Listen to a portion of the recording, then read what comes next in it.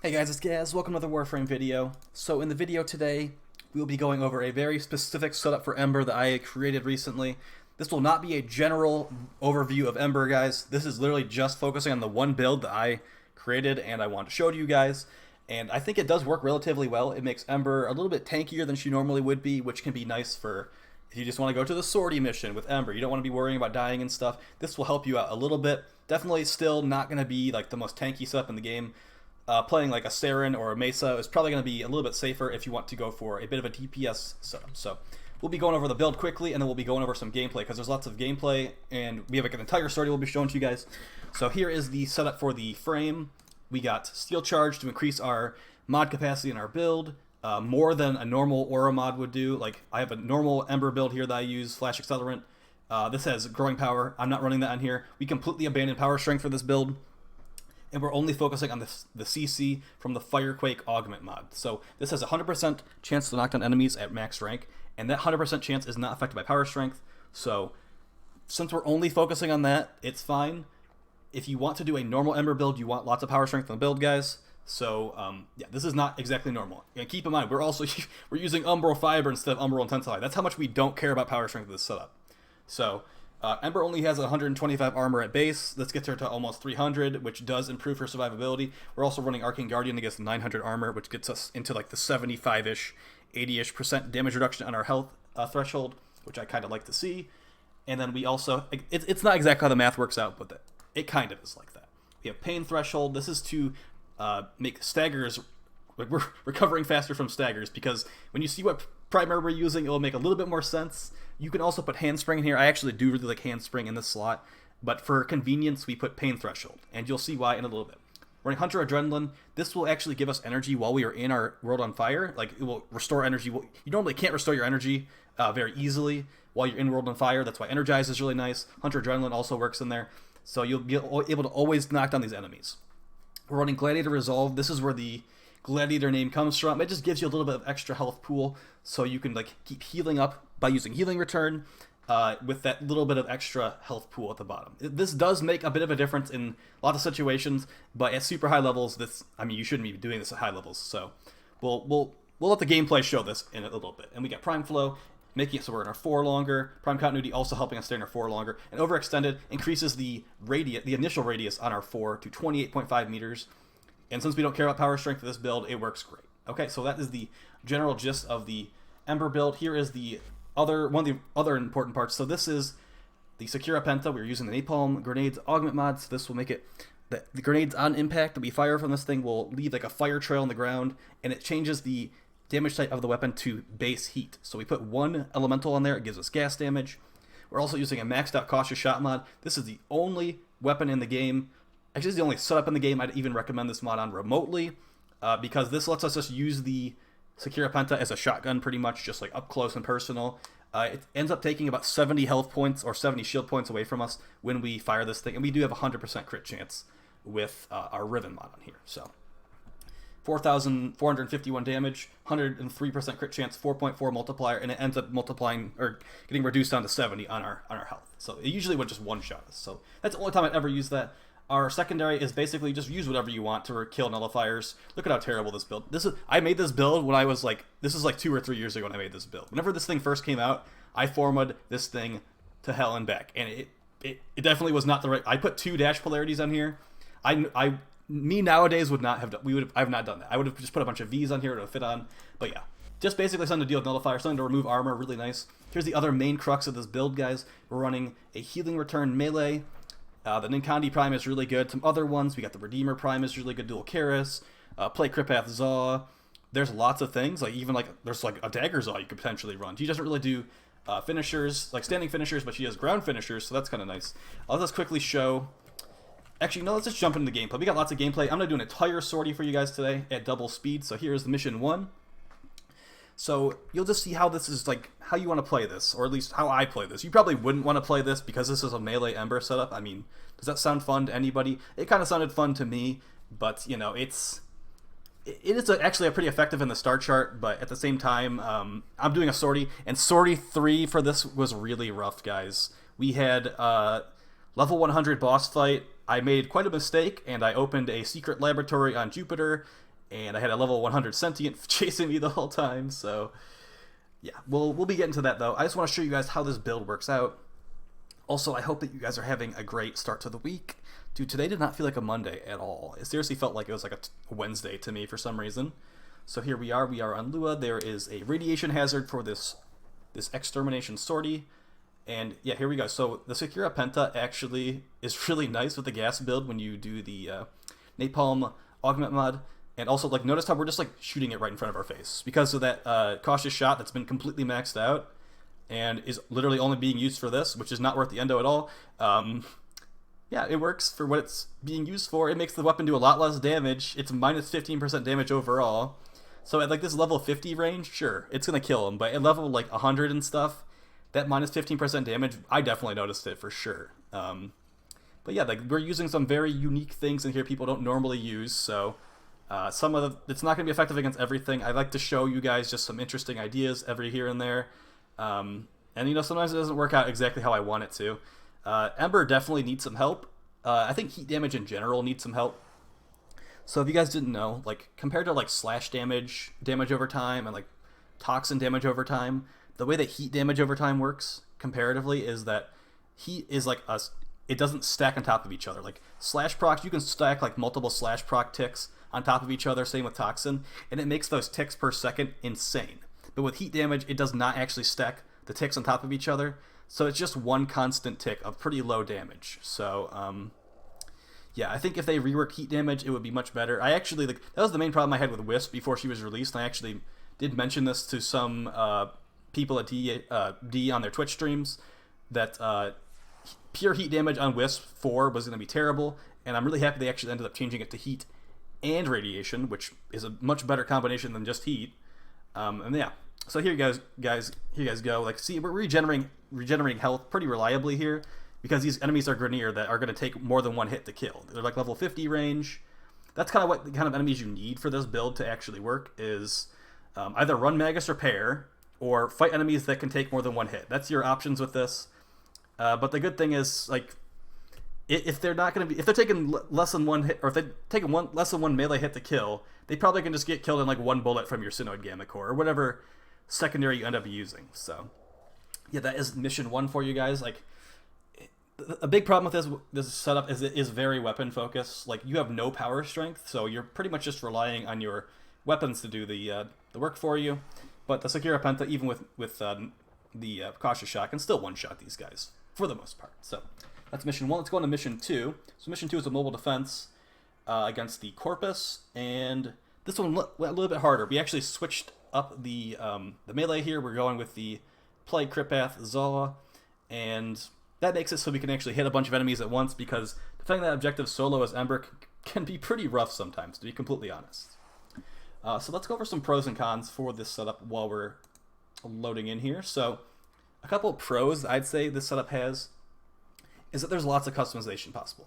I'm trying to be a little bit vague on some of this stuff, guys, so you can just experiment yourself. Like, maybe you want to put some more Gladiator mods in here. I've tried the Gladiator Finesse, that was terrible.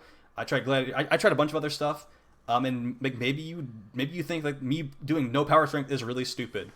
Maybe you'd want to do like 200% power strength or something like that, and like make it so your 4 is actually like reliably giving you heat procs. Make it so your 2 is multiplying heat damage by a ton. With this build, the heat damage multiplier is basically 1, guys. So yeah, that's gonna be up to personal preference. Like, I even have a freaking armor mod in here. Okay, like, who runs armor mods on Ember? I basically just thought it really made a difference, and you know, maybe it's not gonna make a difference to most people, but to me it kind of did. So yeah, lots of customization options here. This build has some decent crowd control in some situations. I wouldn't say every situation. The enemies seem to get back up from your knockdown your 4 very quickly.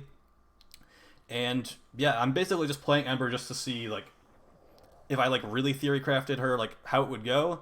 I'd say a damage build probably more effective on her than like a tank build, which this isn't really a tank build, honestly. Let's go over the rest of these air quotes pros. Tankier than a normal Ember build. We have Umbral Fiber, Umbral Vitality, and Gladiator Resolve on here, so we've got a good chunk of health and more armor than Ember Prime normally has at almost 300. Okay, so that's kind of a pro, I guess. You can call it a con because maybe you're like, well, Ember needs to just kill stuff before they even can touch her, and that is actually true. So I don't bring Ember to high-level situations. Extra critical chance from the Gladiator mods. So you want to put some Gladiator mods on either your melee. Actually, you do want to put Gladiator mods on your melee and your frame for this setup, just so you get lots of red crits. It's supposed to just be like for having fun, like dealing some big damage numbers, healing up, running in there, like Frontlines Ember situation. So yeah, I'd say that's a pro. You get to see some red and orange crits. Now you don't get to see those every day unless you run specific setups. And then the last pro is Ember Prime looks great, and I definitely agree with that. She looks really cool. I wish that she was better, and I would love a rework very soon. Alright, so let's go over some cons here. So yeah, as you can see, there's quite a few more thought out cons than there are pros, but you know, that's just how it is, guys. So let's go over these. If you cannot melee, or if you don't have Magus Repair, you will die very quickly. That is 100%, that's just how it is. You can't melee, you're not getting healed. You can't, like, if you don't have Magus Repair, you're not getting healed, period, like, if you can't melee at that point. So I'd recommend getting a Magus Repair or two, like a set. And even for this setup, guys, because like right there was no enemy for the melee. I was actually animation locked in a melee attack there, and I just died. So I'm not trying to sell this as the best thing in the game or anything like that. I'm just trying to give you guys some fun ideas. So yeah, low base armor makes Umbro Fiber pretty bad, as you saw, and heat damage is awful scaling. We know over that. We almost also, I don't remember if I mentioned if Firequake knocks on it. So the way that Firequake works, guys, is it actually knocks enemies down, and then you can do a ground finisher on them. So the way ground finishers work, they don't have like stealth damage multipliers. Like if you use like what is that thing called again? It's the covert lethality mod for daggers. It's not gonna one-shot guys in the ground finisher. It's going to one-shot people in a standing finisher, but it's not gonna like work with this setup, unfortunately. So this is the last mission, by the way. We're going in pretty hard here. We put adaptation on the build because it's level 100 boss fight. There's lots of corpus. It's pretty nightmarish, to be honest. Let's just keep going over these as we are loading in. With low power strength, you depend on your weapons.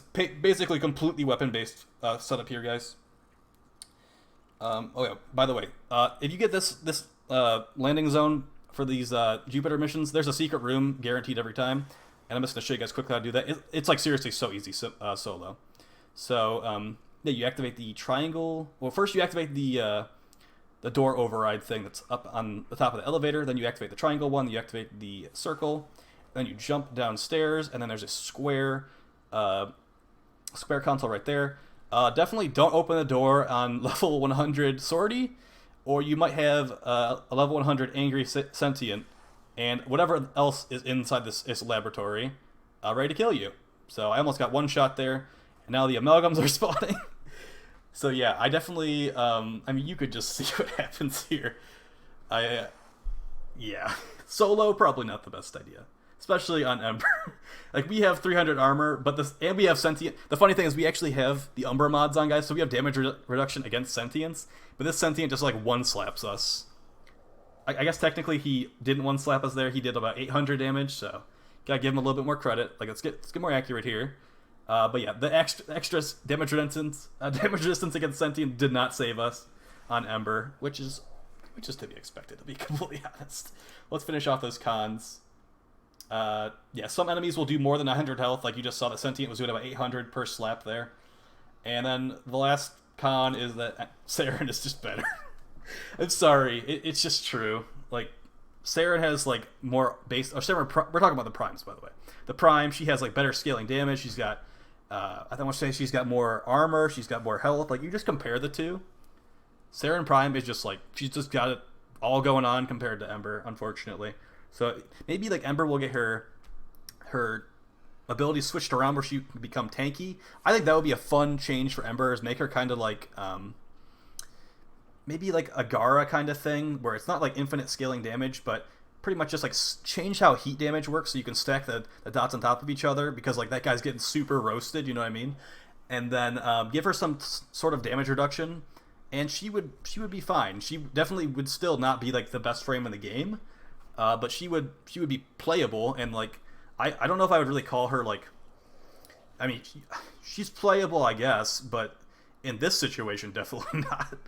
Then again, like, what frame is going to be good in this situation besides a very select few? There's like the Sentient followed us to the boss fight, by the way, and so like this is definitely when you're in over your head. If we got a level, like, these guys are all dealing bonus electrical damage. We got a level 100 Alid V, we got a level 100 Zanuka, we got level 100 Sentient, and there's all these Corpus guys just like rushing me. So yeah, I'd say maybe just Anaros would be the best choice here. Fortunately for us, Ninkondi Prime does crazy damage, and we are able to land some good combos on Alid there.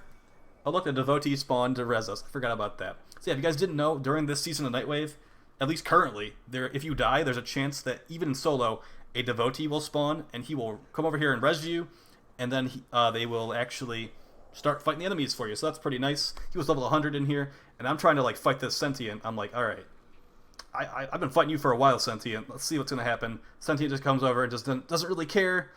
So I just decided to cut my losses, and I'm like, all right, we're just in too deep right now. Time to get out of here. Ember will live to fight another day, and that Sentient can just, the Corpus can deal with it, honestly. So yeah, I hope you guys found this video helpful to you. I hope you found it inspiring to you. Maybe it got some juices flowing in your head for your own builds. But basically, like, bottom line here, guys, the focus of this build is the Firequake Augment mod, napalm grenades on the Secura Penta, and then a healing return melee that helps us get our energy, or get our health back. And the Hunter Adrenaline is getting our energy back as our health gets low. It does work. I've tried it. Like I said, I played 8 hours of this the other day, and I did an arbitration with it, which was an Ember power strength bonus, to be fair. And I also did multiple sorties, multiple Kuva floods, and I think in that 8-hour period, I died once to something that was not self-damage. So the fact that I died to self-damage so many times that day, compared to how many times I died to the enemies, that is what caused me to put Cautious Shot on this build. And it's been working out great. The energy regeneration seems a little bit buggy right now, but we're in the Simulacrum, and everything in the Simulacrum is not exactly how it is normally in game. Okay, so I've been rambling on long enough. I hope you guys found this helpful, and I will talk to you in the next one. Please like, share, subscribe, and yeah, take it easy, guys.